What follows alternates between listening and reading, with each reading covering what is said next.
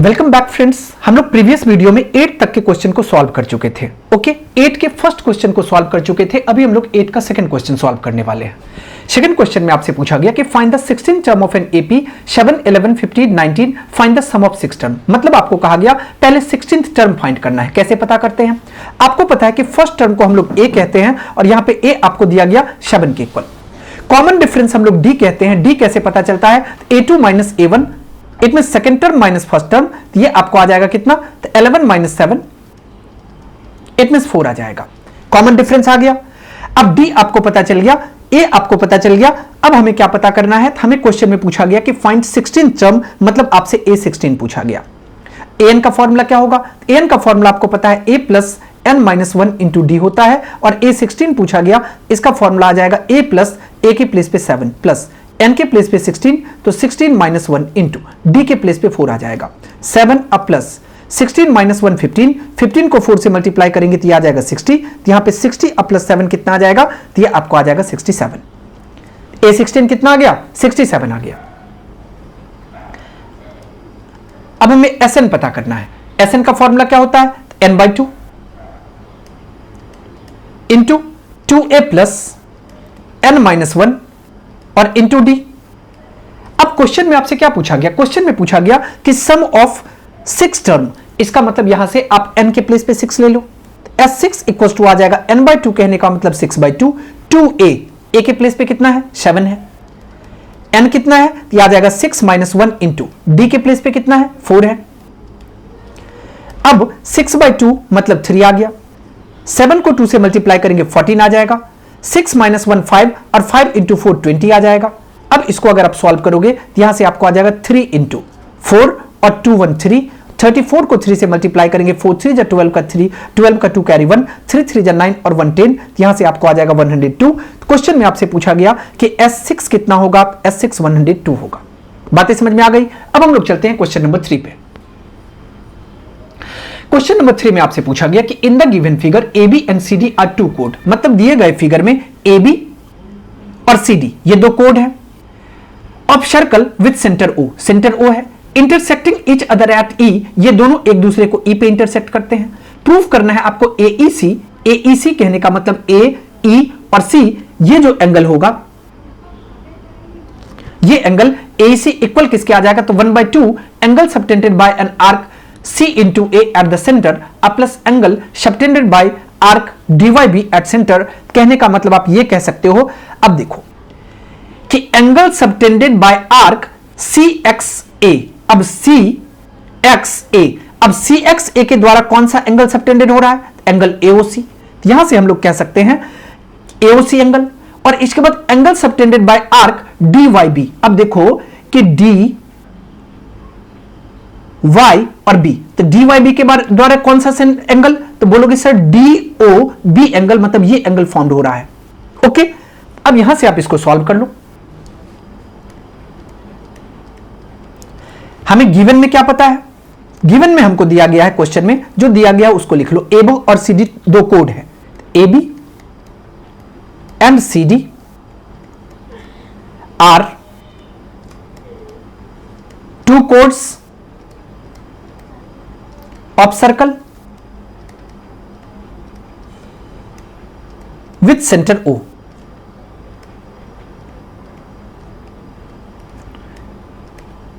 विच intersect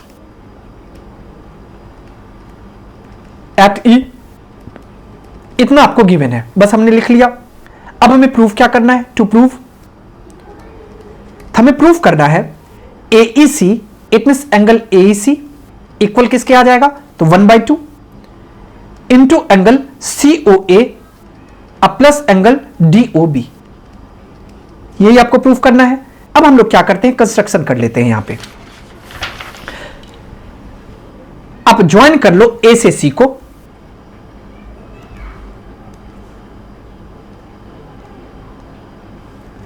इसके बाद B से C को,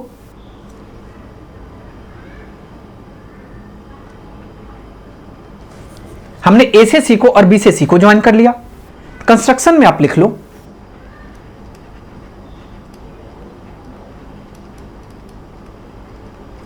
ज्वाइन AC, BC, और एक और चीज की आपको जरूरत पड़ने वाली है, वो है आपका BD। इसको भी आप ज्वाइन कर लो।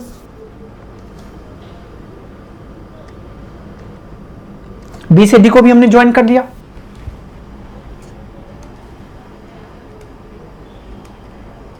BD, अब इसको ज्वाइन कर लिया। अब हम लोग चलते हैं प्रूफ की तरफ। अब प्रूफ समझो कैसे करेंगे। यहां पे सबसे पहले आपको यह पता है कि ये जो AC है, ये AC क्या है? AC कोड है। अगर कोड है तो आप कह सकते हो कि यहां पे AOC एंगल जो होगा वो इक्वल हो जाएगा किसके? 2 एंगल ABC के। एंगल AOC इक्वल हो जाएगा 2 एंगल ABC के।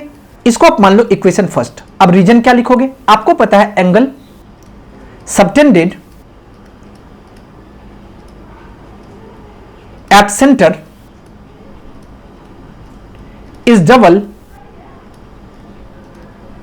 the angle subtended at circumference।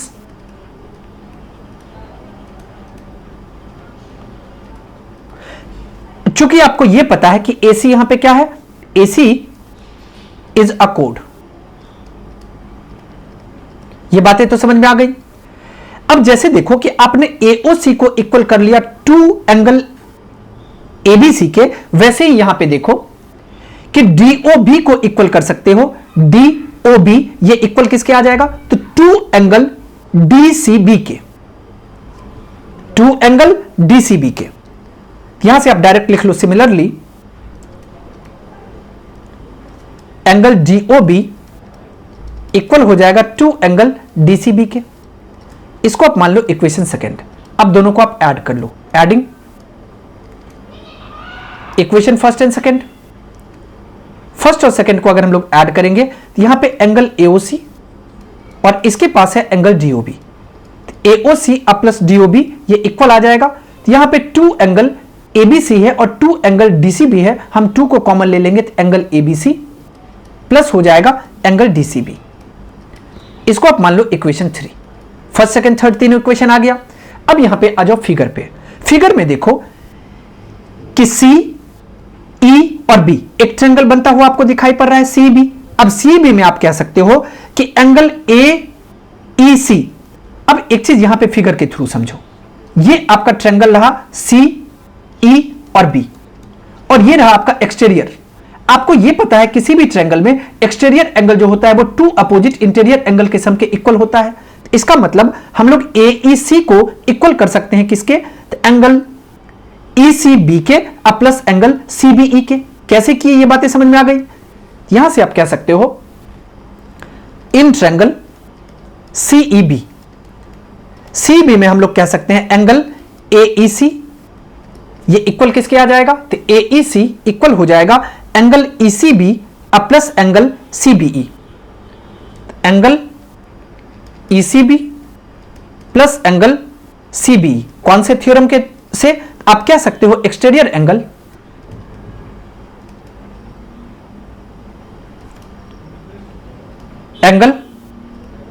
Is equal to the sum of 2 opposite interior angle.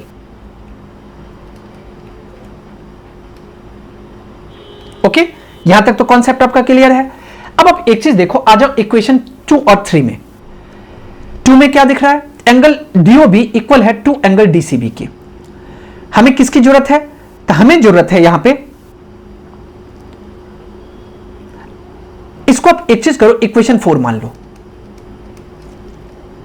यहां से AEC किसके इक्वल आ गया? Angle ECB plus angle CBE के।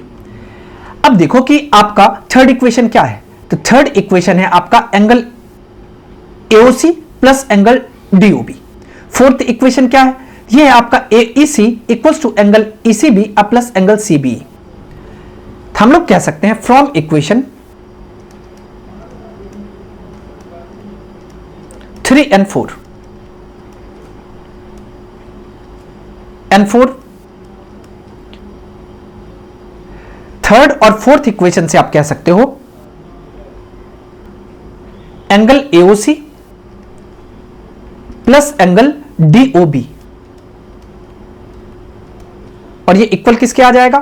तो ये आपको आ जाएगा 2 एंगल एईसी के, 2 एंगल एईसी के, या आप इसको ऐसे भी कह सकते हो एंगल एईसी इक्वल हो जाएगा तो 1/2 into angle AOC plus angle DOB के। प्रूव हो गया। ओके, अब हम लोग चलते हैं नेक्स्ट क्वेश्चन की ओर। नेक्स्ट होगा क्वेश्चन नंबर 9 का 1। 9 के 1 में आपसे पूछा गया कि if x, y, z are in continued proportion then prove that x plus y का whole square by y x plus z का whole square equals to x by z. अब एक चीज समझो कि जब बातें कंटिन्यूड प्रोपोर्शन की हो तो आप क्या कह सकते हो कि x इज टू वाई और ये क्या आ जाएगा तो y इज टू जेड, या आप इसको ऐसे भी कह सकते हो product of extreme equals to product of means, या हम लोग इसको कह सकते हैं वाई स्क्वायर इक्वल किसके आ जाएगा एक्स जेड के आ जाएगा। वाई स्क्वायर इक्वल किसके आ गया एक्स जेड के, या आप इसको ऐसे समझ सकते हो एक्स बाई वाई, या आप इसको ऐसे भी कह सकते हो कि एक्स बाई वाई इक्वल किसके आ जाएगा वाई बाई जेड के। अब यहीं से क्रॉस मल्टीप्लाई करने पे वाई स्क्वायर इक्वल हो गया किसके एक्स जेड के। या तो आप ऐसे समझ सकते हो या तो आप इसको ऐसे भी समझ सकते हो। बातें समझ में आ गई? अब इसको सॉल्व कर लो। यहां पे हम लोग कह सकते हैं कि चूंकि एक्स वाई जेड जो है वो कंटिन्यूड प्रोपोर्शन है, since X Y and Z are in continued proportion,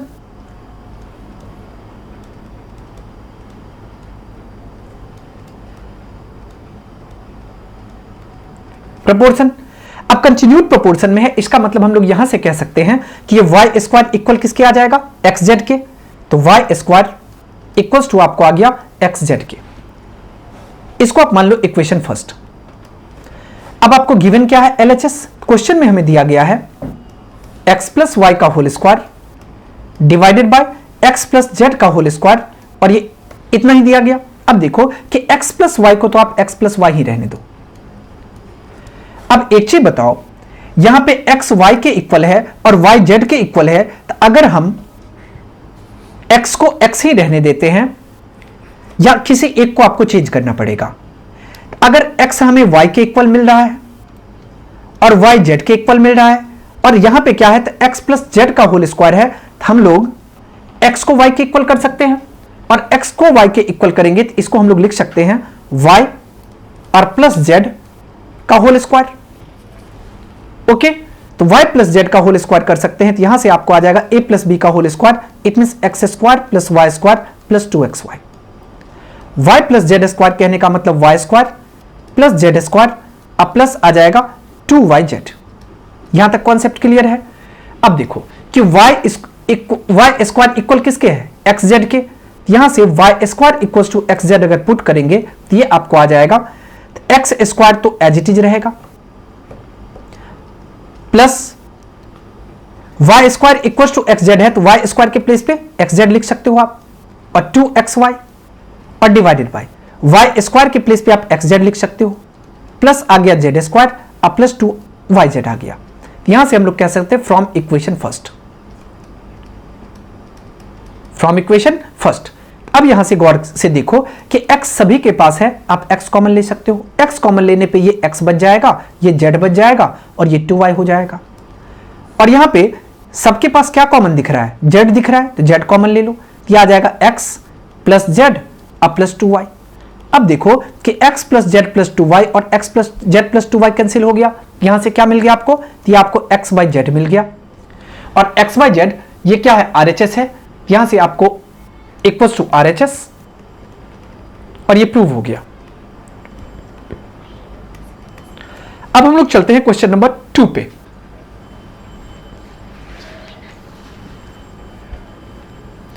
question number 2 में आपसे पूछा गया कि from a solid cylinder whose height is 2.4 centimetre and diameter is 1.4 centimetre, a conical cavity of same height and same diameter is hollowed out. कहा गया कि find the volume of remaining solid to the nearest centimetre cube. अब इसको आप समझो figure के through. हमें question में क्या कहा गया कि एक कोई सॉलिड सिलेंडर है,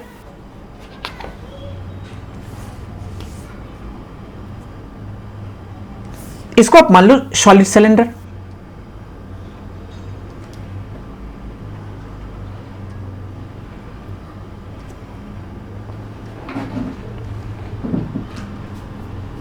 और क्वेश्चन में क्या कहा गया कि solid cylinder height is 2.4 centimetre. इसका मतलब ये हाइट जो है यहां पे कितना है, 2.4 सेंटीमीटर है।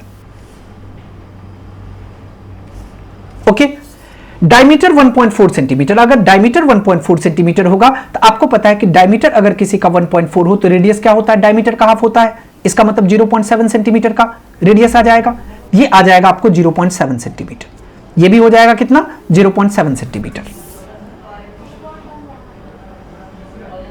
ओके, अब क्वेश्चन कह रहा है कि एक conical cavity of same height and same diameter is hollowed out. इसका मतलब सपोज करो कि इस टाइप का कोई फिगर इससे होलो मतलब बाहर कर लिया गया।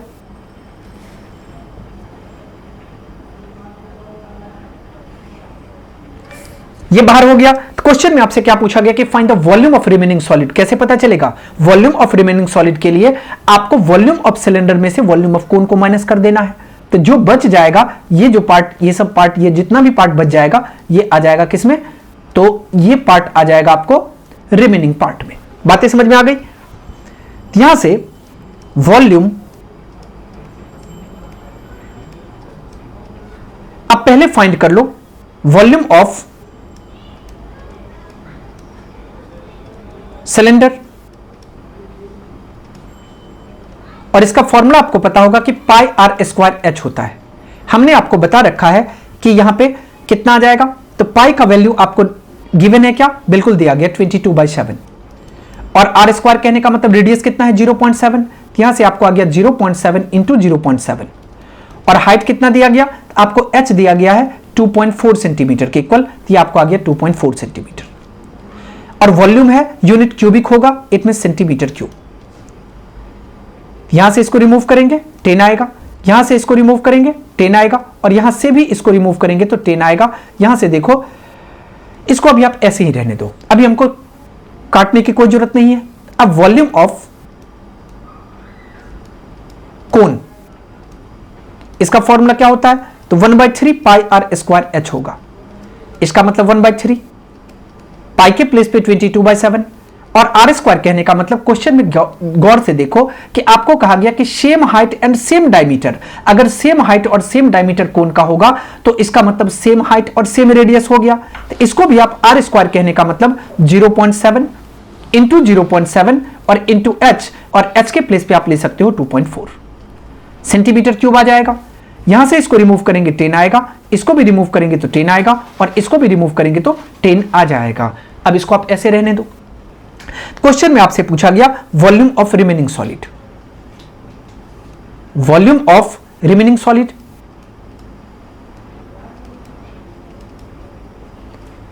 कैसे पता करोगे। अगर हम लोग वॉल्यूम ऑफ सिलेंडर से माइनस कर लेते हैं वॉल्यूम ऑफ कोन को, तो वॉल्यूम ऑफ सिलेंडर क्या है, आपने फाइंड किया है 22/7 इंटू 7/10 इंटू 7/10 और into 24/10 minus 1/3 into 22/7 into 7/10 into 7/10 और इंटू 24/10 24/10। 7 से 7 कैंसिल कर लो, यहां भी 7 से 7 कैंसिल कर लो, 3 1 जा 3, 8 3 जा 24, 5 2 जा 10, 11 2 जा 22, 11 2 जा 22। अब इसको डिवाइड कर सकते हैं क्या, बिल्कुल, 5 2 जा 10, 12 2 जा 24, 5 2 जा 10, 6 2 जा 12। अब तो नहीं कर सकते। अब यहां पे 4 2 जा 8, 5 2 जा 10, 2 2 जा 4, 5 2 जा 10, 2 1 जा 2 और 5 2 जा 10। अब सबको मल्टीप्लाई कर लो। अगर हम लोग सबको मल्टीप्लाई करेंगे तो यहां से 11 को मल्टीप्लाई कर लो 7 से और उसको मल्टीप्लाई कर लो 6 से, तो ये आपको आ जाएगा 462। और डिवाइडेड बाय 125 माइनस 22 को डिवाइड कर लो 7 से, 7 2 जा 14 का 4 कैरी 1, 7 2 जा 14 और 1 आ जाएगा 15, इट मींस 155। अब बाय कितना आ जाएगा 125।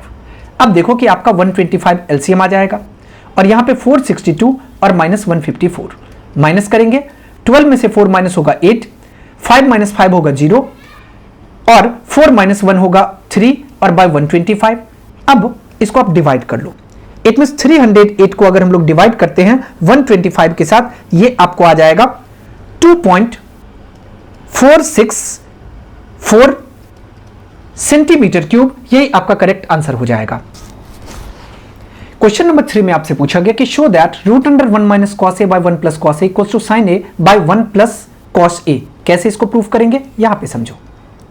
एलएचएस आपको क्या दिया गया, एलएचएस इक्वल्स टू आपको दिया गया है root under 1 minus cos A by 1 plus cos ए। अब एक चीज आप कर सकते हो यहां पे 1 प्लस कॉस ए से न्यूमरेटर को भी, अब 1 प्लस कॉस ए से डिनोमिनेटर को भी मल्टीप्लाई कर लो। अब अगर इसको हम लोग मल्टीप्लाई करेंगे तो क्या लिख सकते हैं, अब आपने एक फॉर्मूला पढ़ा होगा, कौन सा, तो a प्लस बी और into a minus b. A plus b into a minus b का फॉर्मूला क्या होता है, a square minus b square होता है। अब यहां पे देखो a minus b into a plus b, तो a square minus b square का फॉर्मूला लगा सकते हैं। इसका मतलब 1 का स्क्वायर और माइनस हो जाएगा कॉस स्क्वायर ए और बाय 1 प्लस कॉस ए 1 प्लस कॉस ए, इसको अगर 1 प्लस कॉस ए का होल स्क्वायर लिखते हैं तो कोई प्रॉब्लम नहीं होना चाहिए। अब एक चीज बताओ, 1 का स्क्वायर करने पे क्या आ जाएगा, 1 आ जाएगा और माइनस कॉस स्क्वायर ए और divided by 1 plus cos square A. अब आपने एक और फॉर्मूला पढ़ा होगा, क्या, तो कॉस स्क्वायर ए या हम लोग कह सकते हैं sine square A plus cos square A, और ये इक्वल आ जाएगा किसके, 1 के। तो इसको आप ऐसे लिख सकते हो साइन स्क्वायर ए, ये इक्वल किसके आएगा, तो 1 माइनस कॉस स्क्वायर के, 1 माइनस कॉस स्क्वायर ए। इसका मतलब साइन स्क्वायर ए के प्लेस पे हम लोग 1 माइनस कॉस स्क्वायर ए लिख सकते हैं। यहां से आपको आ जाएगा इसके प्लेस पे कितना, साइन स्क्वायर ए और डिवाइडेड बाय कितना, ये आपको आ जाएगा, ये कितना है, तो 1 प्लस कॉस ए का होल स्क्वायर है, तो 1 प्लस कॉस ए का होल स्क्वायर, 1 प्लस कॉस ए का होल स्क्वायर। अब एक बात बताओ, यहां पे इसका भी स्क्वायर है और इसका भी स्क्वायर है, तो रूट कट जाएगा, तो यहां से क्या आ जाएगा आपको, साइन ए और बाय 1 प्लस कॉस ए, क्या गया, sign A by 1 plus cos ए। ये आपको आरएचएस में प्रूफ करना था। आप देखो कि आपका आरएचएस भी sine A by 1 plus cos A आ गया, यहां से आपको equals to R H S मिल गया और फाइनली ये प्रूव हो गया। क्वेश्चन नंबर 10 में आपसे पूछा गया कि use the remainder theorem to factorise the following expression. मतलब कहा गया कि फॉलोइंग एक्सप्रेशन को फैक्टराइज करने के लिए हमें रिमाइंडर थ्योरम का यूज करना है और उसके थ्रू फैक्टराइज करना है। कैसे, अब सबसे पहले आपको यह पता है, यहां पे आपको दिया गया 2x³ plus x square minus 13x plus 6, इसको हम लोग fx मान सकते हैं। इसको हम लोग क्या मान सकते हैं, fx। तो यहां पे आप कह सकते हो fx equals to 2x³ plus x square minus 13x और प्लस 6, ये fx के इक्वल आ गया। अब fx के इक्वल आ गया और रिमाइंडर थ्योरम आपको यूज करना है, तो अब एक चीज करो कि कोई ऐसा वैल्यू यहां पे आपको पुट करना पड़ेगा जो इसको 0 के इक्वल कर दे। अब हम लोग चेक करते हैं बारी बारी से, पहले 1 पुट करके देखते हैं। अगर 1 का क्यूब करेंगे तो 1 आएगा, 2 इंटू 1 2 हो जाएगा, 2 अब प्लस 1 3 आ जाएगा, 3 माइनस 13 करेंगे तो माइनस 10 आ जाएगा और माइनस 10 प्लस 6 माइनस 4 आ जाएगा। मतलब आप नहीं कह सकते ये x इक्वल्स टू 1 नहीं ले सकते। ओके, अब हम लोग 2 पुट करके देखते हैं। 2 का क्यूब करेंगे तो 8 आएगा, 8 इंटू 2 16 आ जाएगा, प्लस 2 का स्क्वायर करेंगे तो 4 आ जाएगा, माइनस 13 इंटू 2 करेंगे 26 आ जाएगा और प्लस 6। यहां पे देखो कितना आ जाएगा, तो ये आपको आ जाएगा 6 4 10 10 और 16 26 और 26 माइनस 26 इट मींस 0। यहां से हम लोग एक बात तो बिल्कुल क्लियर कर सकते हैं कि अगर हम x इक्वल्स टू 2 पुट करते हैं तो गिवन जो है वो आपका एक्सप्रेशन 0 के इक्वल आ जाएगा। तो हम लोग 2 पुट कर लेते हैं, पुटिंग x इक्वल्स टू 2, इसका मतलब f2 कितना आ जाएगा, f2 इक्वल्स टू आ जाएगा 2 इंटू एक्स क्यूब, कहने का मतलब 2 का क्यूब। एक्स स्क्वायर कहने का मतलब 2 का स्क्वायर, 13x कहने का मतलब 13 इंटू 2 प्लस 6 आएगा। तो इसको आप यहां से कह सकते हो कि ये F2,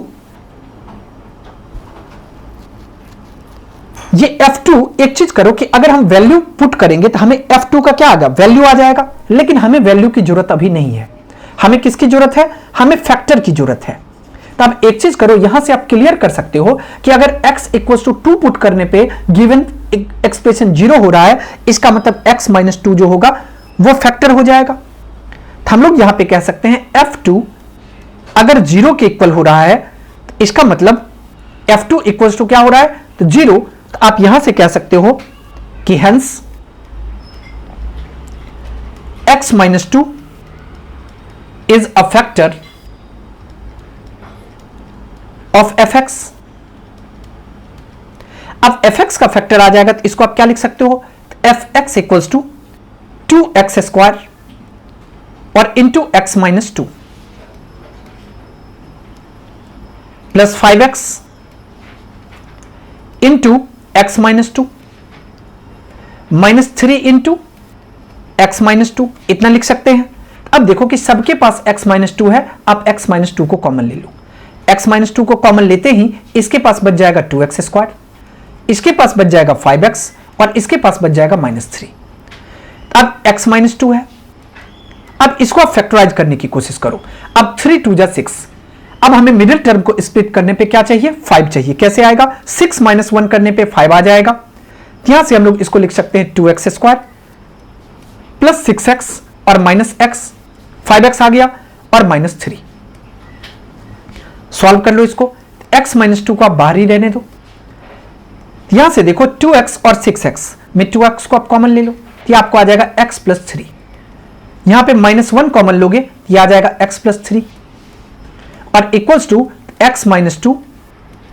और यहां पे देखो कि x प्लस 3 इसके पास भी, x प्लस 3 इसके पास भी, x प्लस 3 को कॉमन लेंगे तो ये आपको आ जाएगा कितना, 2x माइनस 1 आ जाएगा।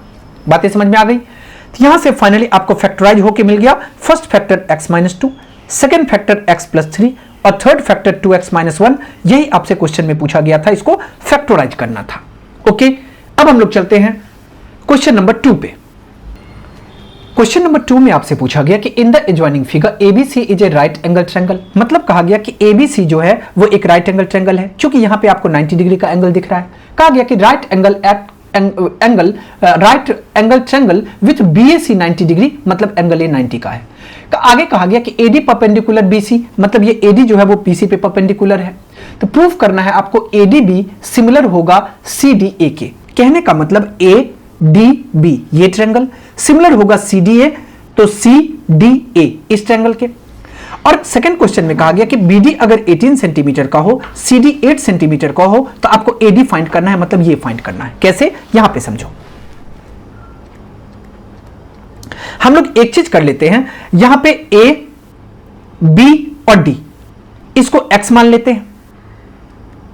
लेट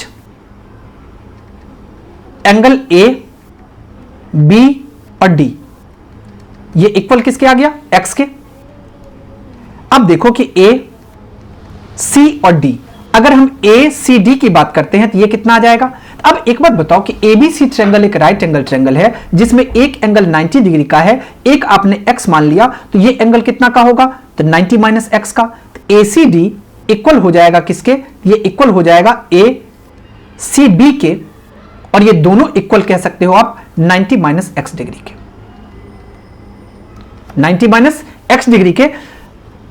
चूंकि आप यहां पे रीजन कह सकते हो, सिंस एंगल बीएसी कितना का है, 90 डिग्री का। अब आपको इतना पता है कि किसी भी ट्रायंगल के अगर राइट एंगल ट्रायंगल है तो एक एंगल अगर 90 का है तो अदर दो एंगल का सम मिलकर के 90 होगा। इसीलिए इसको हमने एक को x माना तो दूसरे को 90 माइनस एक्स माना। ये तो आपका बेसिक कॉन्सेप्ट था। अब हम लोग आगे बढ़ते हैं। अब देखो कि एंगल बी ए और डी और बी ए डी की बात करें तो ये एंगल किसके इक्वल आ जाएगा, तो बी ए डी ये भी आ जाएगा 90 माइनस एक्स डिग्री के। क्यों, क्योंकि आप कह सकते हो कि चूंकि आपको यह पता है कि एंगल ए डी और बी अगर इस तरफ का 90 एंगल था तो इस तरफ भी 90 डिग्री का था, तो एडी भी अगर 90 का था तो इसको आपने x मान रखा है, तो ये कितना आ जाएगा, तो ये आपको आ जाएगा 90 माइनस एक्स। यहां पे आप कह सकते हो कि सिंस एडी भी आपको 90 डिग्री पहले से पता है, इसको आप मान लो इक्वेशन सेकेंड। ओके, तो ये x था, ये आ गया कितना 90 माइनस एक्स, 90 माइनस एक्स। इसके बाद ये 90 डिग्री है, इस तरफ भी ये 90 डिग्री है, और एंगल सी कितना आ गया, ये आपको आ गया 90 माइनस एक्स। क्लियर है, 90 माइनस एक्स। अब ये 8 सेंटीमीटर, ये 18 सेंटीमीटर दिया गया है। यहां पे आप कह सकते हैं इन ट्रायंगल, कौन सा ट्रायंगल है, तो एडीबी एंड ट्रायंगल सीडीए। अब एडीबी और सीडीए की अगर हम बात करें, यहां पे हम लोग कह सकते हैं कि एंगल एडीबी और इक्वल किसके आ जाएगा, एंगल सीडीए के। क्यों आ जाएगा, क्योंकि दोनों एंगल 90 डिग्री का है, ये आपको गिवन है। अब यहां पे देखो कि फर्स्ट इक्वेशन क्या था, फर्स्ट इक्वेशन एसीबी कह लो या एसीडी कह लो या एसीबी 90 माइनस एक्स था। सेकंड इक्वेशन भी बीएडी 90 माइनस एक्स। अगर किसी दो इक्वेशन का आरएचएस इक्वल हो तो ऑब्वियस है एलएचएस इक्वल होगा। हम लोग यहां पे कह सकते हैं एंगल बीएडी ये इक्वल आ गया किसके, एंगल एसी, तो बीएडी किसके, तो एसीडी के। From equation first and second, first and second. अब एक बात बताओ कि अगर किसी दो ट्रायंगल का दो कॉरस्पॉन्डिंग एंगल इक्वल हो जाए, इसका मतलब ए सिमिलरिटी से हम लोग कह सकते हैं ये दोनों ट्रायंगल आपस में सिमिलर हो जाएगा। तो बाय ए सिमिलरिटी हम लोग ए सिमिलरिटी से कह सकते हैं कि ट्रायंगल एडीबी और ये सिमिलर हो जाएगा किसके, तो ट्रायंगल सीडीए के। सिमिलर हो गया। अब आपको इतना पता होगा कि जब दो ट्रायंगल सिमिलर होते हैं तो उसमें कॉरस्पॉन्डिंग साइड का रेशियो इक्वल हो जाता है या कॉरस्पॉन्डिंग साइड प्रोपोर्शनल हो जाता है, कह सकते हैं। एडीबी और सीडीए सिमिलर हो जाएगा। अब एडीबी और सीडीए सिमिलर आ गया, तो हमें यही पूछा गया था क्वेश्चन में, एडीबी को सिमिलर करना है सीडीए के साथ, तो ये प्रूव हो गया। अब हम लोग चलते हैं क्वेश्चन नंबर बी पे। बी में क्या पूछा गया, बीडी हमें दिया गया 18 सेंटीमीटर। बीडी कितना है, 18 सेंटीमीटर।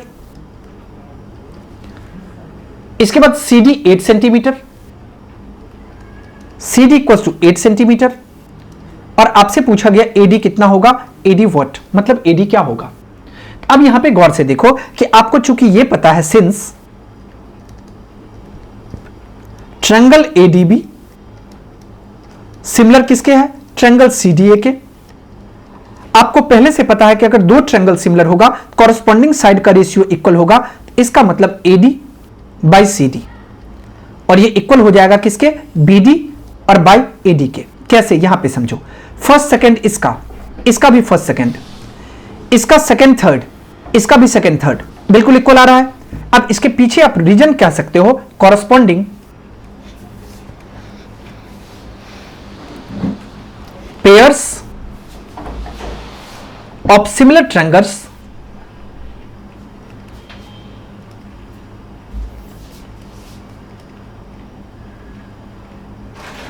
Are proportional.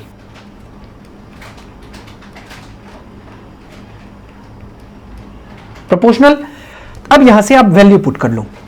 अब देखो क्रॉस मल्टीप्लाई करेंगे, एडी से एडी को मल्टीप्लाई करने पे एडी स्क्वायर, बीडी से एसी को मल्टीप्लाई करने पे तो BD into AC, sorry BD को सीडी से मल्टीप्लाई करने पे तो बीडी इंटू सीडी, यहां से एडी स्क्वायर। अब देखो कि बीडी का वैल्यू भी आपको पता है और सीडी का वैल्यू भी आपको पता है, तो एडी स्क्वायर इक्वल्स टू आ जाएगा बीडी के प्लेस पे 18 और सीडी के प्लेस पे 8, तो यहां से एडी स्क्वायर इक्वल्स टू आपको मिल गया एडी स्क्वायर इक्वल्स टू 18 8 जा 144, यहां से एडी इक्वल्स टू हो जाएगा रूट अंडर 144, या आप इसको लिख सकते हो root under 12 into 12, it means यहां से कितना मिल गया, 12 सेंटीमीटर मिल गया। ये कितना आ गया, 12 सेंटीमीटर। ओके, आपसे क्वेश्चन में एडी पूछा गया था। अब हम लोग चलते हैं नेक्स्ट क्वेश्चन की ओर, क्वेश्चन नंबर 3 पे। क्वेश्चन नंबर 3 में आपसे पूछा गया कि द लाइन थ्रू ए जिसका कोऑर्डिनेट -2 3 है, बी जिसका कोऑर्डिनेट 4b है, is perpendicular to line 2x - y = 5, तो find the value of b. आपको बी का वैल्यू पता करना है। कैसे पता करोगे, यहां पे समझो। एक पॉइंट आपको ए दिया गया जिसका कोऑर्डिनेट -2 3 है, दूसरा पॉइंट आपको बी दिया गया जिसका कोऑर्डिनेट 4b है। अब इसका मतलब समझो, यहां पे x1 -2 के इक्वल होगा और y1 3 के इक्वल होगा, x2 4 के इक्वल होगा और y2 b के इक्वल होगा। अब आपको m1 का फॉर्मूला पता है, क्या होता है फॉर्मूला, तो y2 - y1 और डिवाइडेड बाय x2 - x1। इसके कॉन्सेप्ट को आप समझ लो कि यहां पे अगर m1 इक्वल्स टू हमें लिखना हो, तो अब देखो कि y2 के प्लेस पे क्या है, यहां पे हम आपको समझाने के लिए लिख लेते हैं, ये x1 होगा, ये y1 होगा, ये x2 होगा, ये y2 होगा। अब वैल्यू पुट करो, y2 के प्लेस पे क्या है, b, इसका मतलब b, y1 के प्लेस पे क्या है 3, तो b - 3, x2 के प्लेस पे क्या है 4, तो 4, x1 के प्लेस पे क्या है, तो -2, यहां पे -2। अब इसको आप लिख सकते हो m1 इक्वल हो जाएगा b - 3 डिवाइडेड बाय 4, माइनस और माइनस प्लस, और ये आ जाएगा 2, तो यहां से आप कह सकते हो कि m1 इक्वल हो गया b - 3 और डिवाइडेड बाय 4 और प्लस 2 6 के। अब क्वेश्चन में आपको क्या दिया गया, तो गिवन इक्वेशन हमारे पास है 2x - 4y = 5। यहां पे आप कह सकते हो 2x - 4y और ये इक्वल हमको दिया गया 5 के, गिवन है। तो इसको आप कैसे लिख सकते हो, उस तरफ अगर शिफ्ट करेंगे तो 4y आ जाएगा, इसका मतलब 4y इक्वल हो जाएगा किसके, तो 2x - 5 के। या आप इसको y इक्वल्स टू क्या लिख सकते हो, तो y इक्वल हो जाएगा 2x - 5 और डिवाइडेड बाय 4 के। अब एक बात बताओ कि 2x के डिवाइड, अगर 2x - 5/4 है, तो आप इसको अगर बाइफर्केट करोगे तो हमें यह पता है कि 2x के भी डिनोमिनेटर में 4 आ जाएगा और 5 के भी डिनोमिनेटर में 4 आ जाएगा। 2 1 जा 2, 2 2 जा 4, यहां से y इक्वल्स टू कितना आ गया, तो y आपको इक्वल आ गया x/2 और माइनस आ जाएगा 5/4 के। अब एक बात बताओ कि फॉर्मूला आपको पता है क्या होता है, तो y equals to m2x + c, यहां से m1 कितना दिया गया, तो यहां से आपको m1 दिया गया है b - 3 और बाई 6। तो हम लोग कह सकते हैं on comparing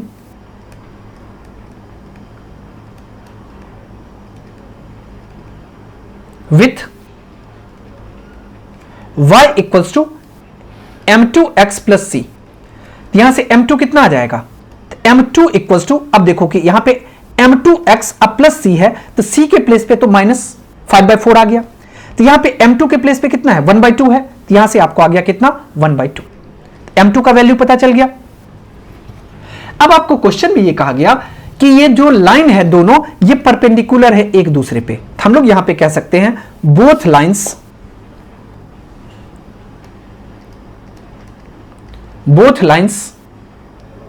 our perpendicular to each other.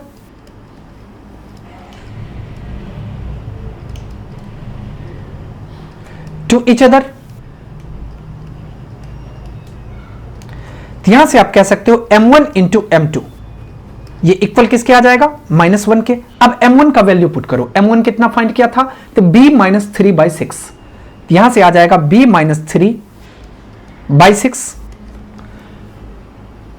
और m2 के जगह पे कितना आ जाएगा 1/2 इंटू 1/2 और ये इक्वल आ गया -1 के। अब अगर आप इसको सॉल्व करोगे तो यहां से हम लोग लिख सकते हैं b - 3/6 को 2 से मल्टीप्लाई करने पे 12 और ये इक्वल आ जाएगा -1 के। क्रॉस मल्टीप्लाई करेंगे तो b - 3 इक्वल्स टू 12 को -1 से मल्टीप्लाई करने पे -12, तो ये b इक्वल्स टू आप लिख सकते हो -12 है और इस तरफ इसको शिफ्ट करेंगे तो +3 आ जाएगा। तो यहां से b इक्वल्स टू कितना आ जाएगा, तो b इक्वल्स टू आ जाएगा -12 और +3, इसका मतलब -9 आ गया। और क्वेश्चन में आपसे क्या पूछा गया था, क्वेश्चन में आपसे पूछा गया था कि b का वैल्यू पता करना है, तो b का वैल्यू आपको आ गया -9। इस तरह से आपका ये लास्ट क्वेश्चन था और आपका ये सैंपल पेपर 4 कंप्लीट हो गया।